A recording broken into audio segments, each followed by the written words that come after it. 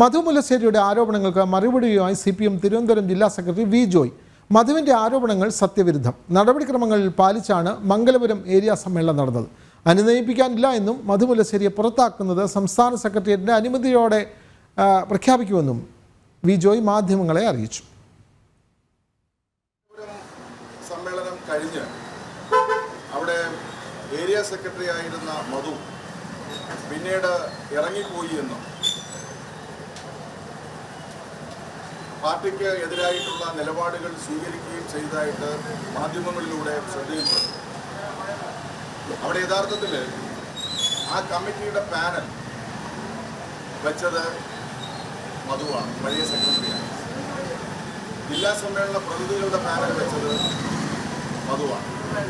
ഇത് രണ്ടും കഴിഞ്ഞ് ഞങ്ങളുടെ പാർട്ടിയെ സംബന്ധിച്ചിടത്തോളം സെക്രട്ടറിയെ തിരഞ്ഞെടുക്കുന്നതിന് ഒരു രീതിയുണ്ട്.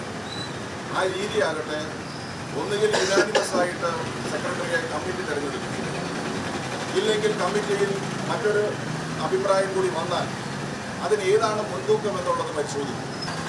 സ്വാഭാവികമായിട്ട് ഒരു ചർച്ച അക്കാര്യത്തിൽ വരും. മധുവിൻ്റെ നിലപാടിനെ സംബന്ധിച്ച് പാർട്ടിക്ക് വ്യത്യസ്ത അഭിപ്രായമാണുള്ളത്. ലീഡർഷിപ്പ് അക്കാര്യത്തെക്കുറിച്ച് ചർച്ച ചെയ്തിട്ടുണ്ട്.